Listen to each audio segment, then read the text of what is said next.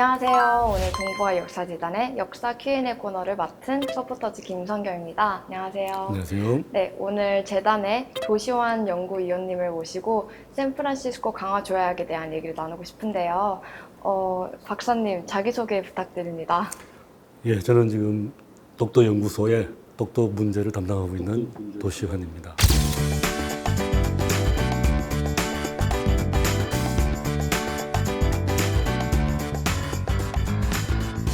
일단 샌프란시스코 강화 조약에 대해서 모르시는 분들도 많을 것 같은데 짧은 설명 가능할까요? 샌프란시스코 강화 조약이라는 것은 2차 대전이 끝나면서 일본의 전쟁 책임을 묻는 조약이죠. 그래서 연합국 48개국과 일본 간에 체결된 조약입니다. 사실 한국이 초기에는 연합국 대상국으로 등록이 됐다가 일본에 의해서 빠지게 되죠. 냉전 체제가 출범하면서 일본에게 전쟁 책임을 묻는 하나의 징벌 조약에서 반공 조약으로 바뀌면서 이 성격 자체가 일본에게 유리한 고지를 주게 됨으로써 일본의 입김에 의해서 우리가 연합국 조약 당사국에서 빠지게 되는 좀 그런 부분이 아쉬운 부분이죠. 독자분께서 질문해 오셨는데요. 네. 샌프란시스코 협약에 따르자면 독도를 제외하고도 실질적으로 거론되지 않았던 영토들이 너무나도 많은데 이런 경우에는 국제법상으로는 어떻게 처리되는지 궁금합니다. 일본이 그 샌프란시스코 조약 2조 A항을 근거로 독도가 빠졌으니까 바로 독도는 일본 영토다. 일본이 포기해야 될 영토에서 독도가 빠졌다 해서 일본 영토다. 이제 이런 주장을 반복해서 강조하고 있죠. 근데 그렇다면 통상적으로 지금 언급하고 있듯이 다른 수많은 섬들을 다 열거할 수 없는데 이번 어떻게 처리하고 있느냐. 바로 비근한 예로 일본 영토에 대해서 국제법에서 어떻게 표기하고 있는지 한번 확인해 볼 수가 있겠죠. 그 자료를 보시면은, 포츠담수는 제8항입니다. 그죠? 그 내용을 보면 일본의 주권은 혼슈, 그 다음에 홋카이도, 규슈, 시코쿠와 같은 4개의 큰 본도 4개의 섬과 기타 작은 섬들로 이 표현에서 보듯이 모든 섬을 표기하지 않는다는 거죠.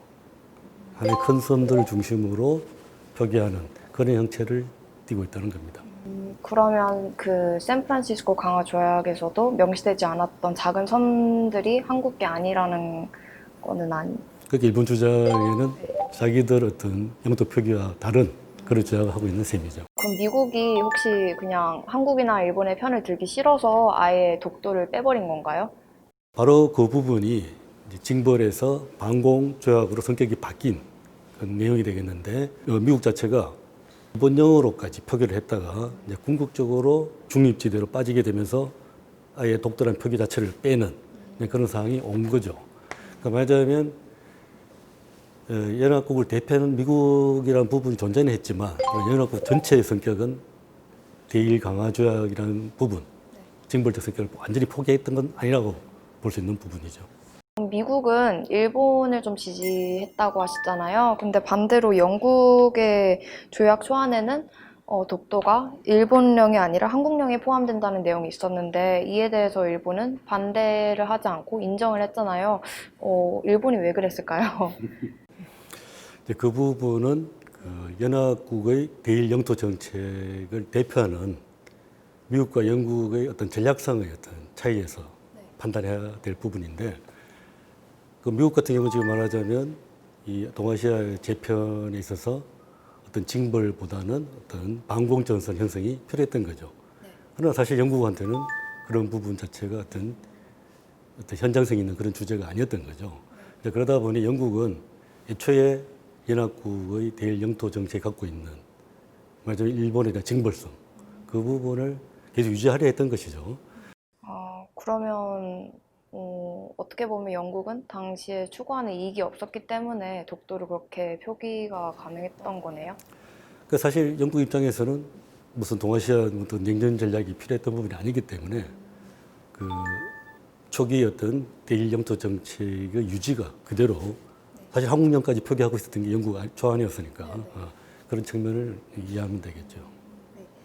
마지막 질문은요. 독도를 울릉도의 부속 도서로 본다면 조약 제2조 A항은 독도가 명시되지 않았지만 그래도 한국령으로 포함된다는 해석도 가능하지 않을까요? 그렇죠.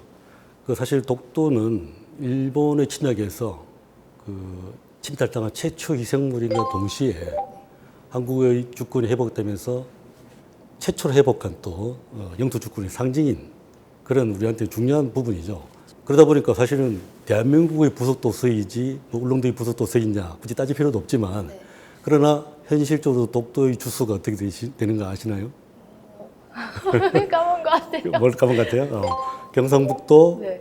울릉군 울릉읍 독돌입니다. 독돌이 1번지가 바로 독도예요. 말하자면 앞에 울릉이 붙었는데 그러면 그렇죠. 그래도 따로인 건가요? 부속도서죠. 부속도서로 보면 볼 수 있겠죠. 맞죠. 예, 맞죠. 자, 그런 측면에서 샌프란시스코 영토조항 2조 A항 언급된 게 어떤 섬들이죠? 제주도, 어허, 울릉도, 금운도. 네, 예, 상당히 공부를 많이 했습니다. 그죠?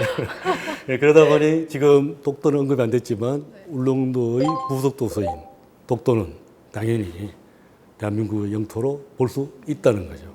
그럼 일본이 뭐 제2조에 대해서 얘기를 하면 이걸로 받아치면 되겠네요. 근데 저는 이제 전반적으로 일본의 어떤 독도 주장이라는 것이 여전히 일제 식민주의에 입각한 그러한 내용의 연장선상에 불과하다고 보는 거거든요. 그래서 이 자체가 샌프란시스코 조약이 결코 일본의 그런 독도 침탈 야욕을 위해서 존재하는 조약이 아님에도 불구하고 변함없이 그런 주장을 위해서 샌프란시스코 조약을 언급한다는 것은 초기 샌프란시스코 조약이 추구했던 바가 뭐죠? 동아시아의 전쟁 책임을 묻고 그 부분을 평화를 위해서 기여하라는 부분인데 이것을 완전히 자기들의 어떤 영토 침탈의 야용을 연장시키는 수단을 활용하고 있다는 거. 이건 정말 중대한 오류이고 동아시아 평화를 위한 어떤 이율 배반적인 주장에 불과하다. 그렇게 언급할 수가 있겠죠. 어쨌든 독도에 관심 있는 사람이라면 샌프란시스코 강화 조약은 알아둬야 되겠네요. 그렇죠.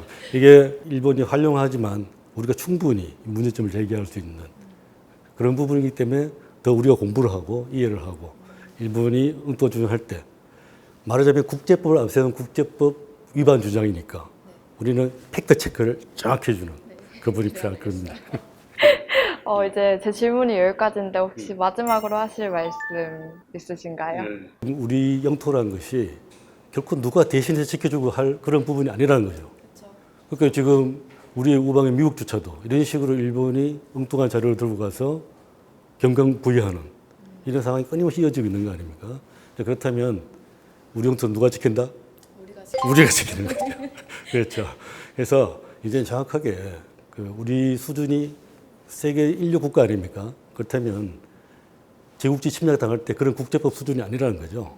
지금 일본이 그 시절 그 향수로 잘못된 국제법 논리를 주장하는데 그렇지 않다는 걸 충분히 지금 우리가 짧은 대화 속에서도 체크할 수 있는 부분이니까 정확하게 팩트 체크하면서 우리의 법리로서 분명하게 우리 주권을 독도 영토 주권을 주장해 나가야 되겠죠.